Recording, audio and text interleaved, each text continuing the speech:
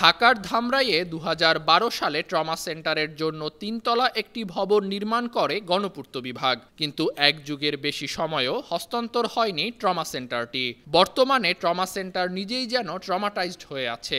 খসে পড়েছে দেয়ালের বিভিন্ন অংশের পলেস্তারা, মরিচা ধরেছে জানালা ও লোহার গেটগুলোতে, চুরি হয়ে গেছে এসি সহ বিভিন্ন সরঞ্জাম।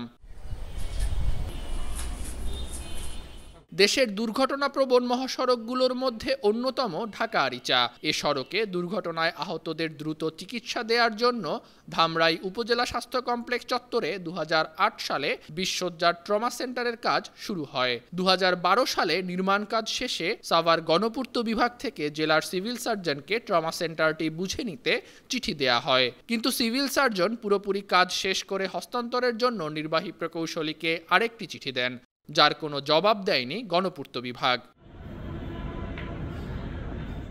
এভাবে পেরিয়েছে এক যুগ। এই সময়ের মধ্যে উপজেলা স্বাস্থ্য কমপ্লেক্স কর্তৃপক্ষ ও গণপূর্ত বিভাগের মধ্যে ১০ বার চিঠি আদান প্রদান হয়েছে, কিন্তু আলোর মুখ দেখেনি ট্রমা সেন্টারটি।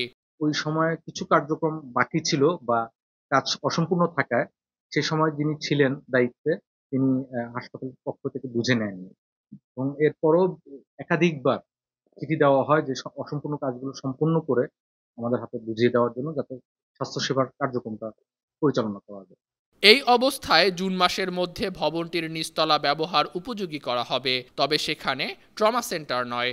উপজেলা স্বাস্থ্য কমপ্লেক্সের জরুরি বিভাগ স্থানান্তরের কথা জানিয়েছে গণপূর্ত বিভাগ। যেহেতু ট্রমা সেন্টার পরিচালনার জন্য সেটআপ নেই, এই মেডিকেলের সেটআপ দিয়ে ইমার্জেন্সির একটা অংশ, ইমার্জেন্সি যে ইয়েটা আছে, পার্টটা আছে, সেটা ট্রমা সেন্টার ভবনে স্থানান্তরিত করলে সাধারণ জনগণ যে উপকৃত হবে, সেই প্রক্রিয়াটা করার জন্য আমাদের ঊর্ধ্বতন কর্তৃপক্ষ সহ সেভারেল টাইম এটাকে ভিজিট করা হয়েছে। তবে স্থানীয়দের দাবি ট্রমা সেন্টার হিসেবেই প্রাথমিকভাবে চালু হোক এই ভবন। এটার ভিতরে অনেক জিনিসপত্র চুরি হয়ে গেছে, হিরেনচিরার ভিতরে এখন হিরেনচিরা আড্ডা হয়েছে। তো আমরা দ্রুত এটা সংস্কারের দাবি জানাই। এই কারণেই এখানে যে রোগীগুলা, ধামরাইয়ের যে রোগীগুলা এখন ঢাকাতেও এই রোগীর এখান থেকে রোগী সব ঢাকাতে যায়, যে কারণে ঢাকাতেও চাপটা বেশি হয়। বিল্ডিং এর অনেক যন্ত্রপাতিও সেট করা হয়েছে, অনেক যন্ত্রপাতি সেগুলা চুরি হয়ে যাচ্ছে, আর যেগুলা বাকি যেগুলা আছে সেগুলা নষ্ট হয়ে যাচ্ছে। এগুলা দ্রুত উদ্বোধন হইলে পরে আমাদের এলাকার মানুষ সেবা পাবে। তারপরে দূর দূরান্তের মানুষ, এখানে পাশে একটা হাইওয়ে রাস্তা আছে, এখানে অনেক সময় অ্যাক্সিডেন্ট হয়, সেই রোগীগুলা আপনার এখানে জরুরি সেবা পাচ্ছে না, তাদের দ্রুত চলে যেতে হয় ঢাকায়। অনেক সময় দেখা যায় রাস্তায় তারা এক্সপায়ার হয়ে যাচ্ছে। খুব দ্রুত গতিতে দরকার, খালি দরকার না ভাই, দ্রুত গতিতে এটা দরকার। এই অবস্থায় সব ধরনের জটিলতা কাটিয়ে ট্রমা সেন্টারটি দ্রুতই চালু হবে বলে প্রত্যাশা স্থানীয়দের। News desk, 52 TV.